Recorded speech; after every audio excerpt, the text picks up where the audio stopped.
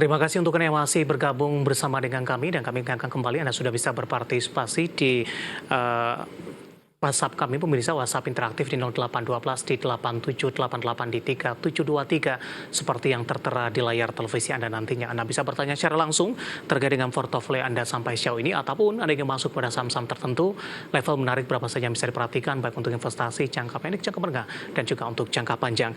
Dan saat ini kami sudah terhubung melalui Zoom bersama dengan Bapak Christian Yuwono yang merupakan teknikal analis Panin Sekuritas. Kita akan langsung sapa saja Pak Christian. Selamat sore, apa kabar Pak? Ya, selamat sore Pak, apa kabar? Terima kasih Pak Christian, kabar baik. Sudah meluangkan waktu di IDX Channel. Beberapa menit jelang penutupan sesi kedua hari ini, harga saham gabungan masih bergerak di zona merah Pak Christian. Tadi sempat berada di level 6.700-an, namun level ini sampai sejauh ini tidak mampu dipertahankan. Dalam sepekan terakhir, range pergerakan indeks harga saham gabungan lebih cenderung cukup sempit Pak. Bagaimana analisis Anda secara teknikal, pola yang terbentuk dalam beberapa hari terakhir? Oke, jadi kalau kita lihat ya sekarang ini secara patternnya ISG itu membentuk inverted and shoulders ya. Jadi kemarin itu sudah membentuk shoulders kiri, bahu kiri dan headnya ya. Dan sekarang sudah kemarin tuh kalau bisa dibilang ya Pak, sudah pembentukan dari bahu kanan ya. Makanya kemarin koreksi ke kurang lebih 6.640-an dan kemarin berhasil rebound. Dan untuk hari ini masih ada pelemahan setelah kenaikan kemarin ya. Namun untuk hari ini ada yang bisa kita perhatikan juga ya untuk ISG. Kemarin sudah membentuk bullish engulfing ya. Jadi kalau misalnya bullish engulfingnya berhasil di break itu di level 6704 ya, itu bisa melanjutkan penguatan ke 6770 ya, yang merupakan neckline dari inverted and shoulders ya. Nah, untuk penurunan untuk pergerakan yang kurang yang tidak terlalu volatile ya, kita bisa lihat juga dari nilai transaksi ya. Jadi memang cenderung menurun ya Pak. Jadi kalau kita lihat beberapa waktu ini juga mulai mengalami penurunan dari jumlah transaksi yang membuat market juga bergerak cenderung sideways ya, atau bergerak cukup flat ya, seperti itu. Baik, Pak Christian, bagaimana Anda melihat sikap dari para pelaku pasar domestik ini? Apakah mereka memang lebih cenderung ke wait and see atau ketidakpastian ini tampaknya belum berujung, Pak Christian? Nah, para investor masih hati-hati sampai sejauh ini meskipun beberapa data, rilis, testimoni ini sudah keluar dan terakhir tadi malam itu rilis testimoni The Fed tampaknya hawkish masih akan terus berlanjut dan tadi baru saja diumumkan suku bunga acuan tetap dipertahankan di 5,75%. Iya, jadi kalau kita lihat ya, kemarin itu kekhawatiran dari The Fed pun adalah inflasi ya. Jadi sebenarnya target utamanya The Fed itu adalah untuk menurunkan angka inflasi ya. Tapi at the same time mereka ada masalah juga dalam masalah bankingnya mereka ya, di mana maturity credit mereka yang jangka panjang itu membuat bank menjadi lebih berat ya.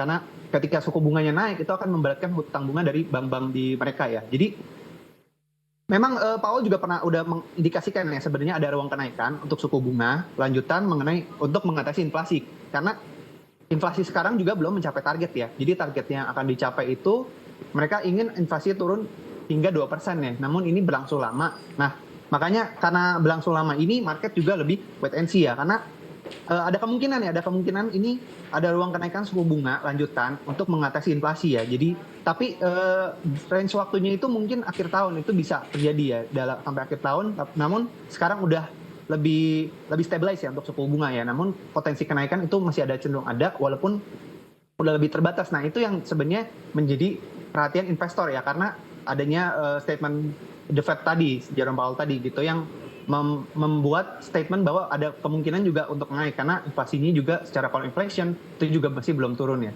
Baik. Seperti itu, Pak. Pak Christian, untuk esok hari jelang libur akhir pekan, kemana arah pergerakan indeks harga saham gabungan? Untuk akhir pekan ini masih ada potensi untuk penguatan ya, untuk hari terakhir ya dalam perdagangan minggu ini ya. Jadi kalau kita lihat ini potensi penguatan tadi ke 6715 ya, yang merupakan high hari ini ya. Jadi ini sudah membentuk bullish engulfing dan mencoba break. Jadi kalau secara jangka pendek bisa berhasil di break di 6710 sampai 6715 ya. Itu bisa menguat ke 6770 ya, yang nantinya itu sudah terbentuk yang namanya resistance tadi, seperti itu Pak. Baik, Pak Christian, yang menjadi pemberat di sepanjang perdagangan hari ini hadir dari sektor teknologi dan ini tampaknya cukup berkorelasi juga dengan indeks Nasdaq yang memang sudah mengalami koreksi dalam kembali Pak. Bagaimana analisis Anda pergerakan sektor teknologi di sepanjang perdagangan hari ini? Apakah memang hawkish The Fed ini juga masih mempengaruhi sampai sejauh ini? Ya, kalau kita lihat struktur teknologi di Indonesia itu berbeda juga dengan Amerika ya. Nah, kita juga lihat bunga di Indonesia tuh masih cenderung karena berhubungan sekali ya teknologi dengan sentimen suku bunga ya. Apalagi ini kita konteks di Indonesia, di mana tadi kita juga lihat news ya tidak tetap dipertahankan ya bunga suku bunga Indonesia itu membuat ada insentif atau ada sentimen di mana eh, orang melirik kembali saham teknologi seperti itu ya. Jadi dari 13 konsensus bahwa memberikan BI akan menahan suku bunga lagi ya. Jadi ini kita tetap akan menahan suku bunga yang berarti sebenarnya ada tanda-tanda yang cukup baik ya untuk saham-saham teknologi karena Oke. kalau kita lihat sudah cukup dalam ya penurunannya dan sudah bottoming dan kalau kita lihat juga secara teknikal itu juga sudah mulai ada reversal ya dalam di beberapa saham teknologi seperti itu. Baik, kurang lebih. kita akan coba ulas Goto terlebih dahulu. Pak Christian, hari ini koreksi cukup dalam di 2,54% dan berada di level 115. Jangka pendek dan menengah arahnya kemana untuk Goto? Goto support di 113 ya. 113 dan 109 ya untuk jangka pendek. Lalu kita lihat sebenarnya itu ada pembentukan inverted head and shoulders juga ya. Jadi kemarin tuh berhasil break dan sekarang sedang masa konsolidasi aja sih. Kalau kita bisa bilang pullback lah ya. Jadi untuk Goto ini masih dalam tahap koreksi selama bertahan di supportnya ya. Seperti itu, Pak. Rekomendasinya Pak untuk Goto? Jadi kita bisa manfaatkan buy on weakness di level 109 ya. Selama bisa bertahan di level di 102 itu masih cukup kuat ya untuk trennya sebenarnya. Karena ini kita lihat masih dalam masa pullback ya. Jadi ketika hal yang wajar ya koreksi apalagi ini sahamnya cukup volatile ya pergerakannya. Jadi koreksi yang nanti bisa terjadi pun itu masih wajar ya kalau masih bertahan di level support yang tadi sudah disebutkan seperti itu Pak. Baik, dari Goto kita bergeser ke emiten selanjutnya yang hari ini juga mengalami tekanan cukup dalam untuk MTEK. Pak Christian, 5,23%, 725. Ya, MTEK juga secara jangka menengah ya itu sudah membentuk pattern inverted head and shoulders juga dan ini mengalami profit taking aja sih kalau kita bilang karena penurunannya juga nggak lebih tinggi dari sebelumnya dari candlestick sebelumnya yang tanggal 23 seminggu yang lalu ya kurang lebih di 16 Juni itu masih dapat dipertahankan seperti itu. Jadi untuk MTEK sendiri kita rekomendasi untuk buy on weakness ya. Kita bisa manfaatkan di support terdekat di 700 ya. Di 700 itu menjadi support terdekat dan bisa di 660 ya. Kita bisa lihat di situ. Oke, baik untuk MTEK. Kita bergeser ke teknologi lainnya. Buka, kondisinya juga sama. Hari ini juga mengalami tekanan cukup dalam, Pak Christian. Ya, Buka juga sudah mulai membentuk higher high dan higher low ya secara teknikal. Dan kalau kita lihat, ini semua polanya sama ya, karena satu indeks ini bergerak kurang lebih bersamaan ya. Jadi Buka pun mengalami koreksi, dan kalau kita lihat koreksinya juga masih wajar, karena kalau kita lihat secara volume ya, apalagi hari ini Buka ya, Buka volumenya penjualan selling hari ini tuh nggak terlalu gede ya. Jadi kalau kita bisa lihat, ketika penjualan penurunan harga terjadi tapi volumenya nggak gede, itu berarti sebenarnya selling off-nya nggak terlalu gede gitu. Jadi ini kita justru bisa manfaatkan semua ini teknologi untuk buy on weakness ya. Baik. Seperti itu Pak. Oke, Buka di level berapa buy on weakness? Singkat saja Pak Christian. Buka kita bisa lihat support di 206. Baik, penutupan hari ini masih di 212 ya. Iya, 206 dan 208 ya. Oke. Sekitar 26 sampai 28. Baik, review dan rekomendasi dari beberapa saham teknologi yang hari ini tertekan cukup dalam dan menjadi pemberat untuk indeks harga saham gabungan dan lagi-lagi keputusan investasi tetap ada di tangan pemirsa IDX Channel. Pak Christian, kita hold terlebih dahulu. Saya akan coba sampaikan update penutupan indeks harga saham gabungan di sesi kedua hari ini masih melemah dan tekanannya semakin dalam pemirsa di menit-menit terakhir penutupan perdagangan di sesi kedua hari ini melemah di 0,75% dan ditutup di level 6.652,261.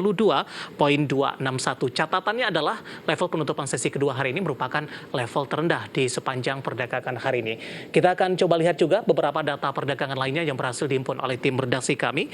Langsung saja kita ke grafis yang pertama, pemirsa. Kita akan coba lihat update penutupan beberapa indeks lainnya di sesi kedua hari ini. Dapat Anda saksikan juga di layar televisi Anda, MNC 36 mengalami pelemahan di 0,97%, Jakarta Islamic Index melemah di 0,93%, LQ 45 tertekan di 1,08%.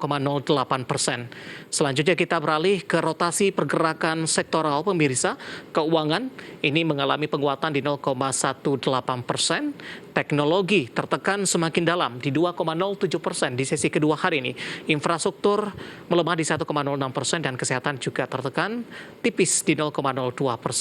Sementara saham-saham yang mengalami penguatan signifikan yang masuk ke dalam deretan top gainers ke grafis selanjutnya, MDKA ditutup di level 3030, BTPS juga menguat di 2170 dan menjadi deretan top gainers mulai dari pembukaan sesi pertama pada pagi tadi.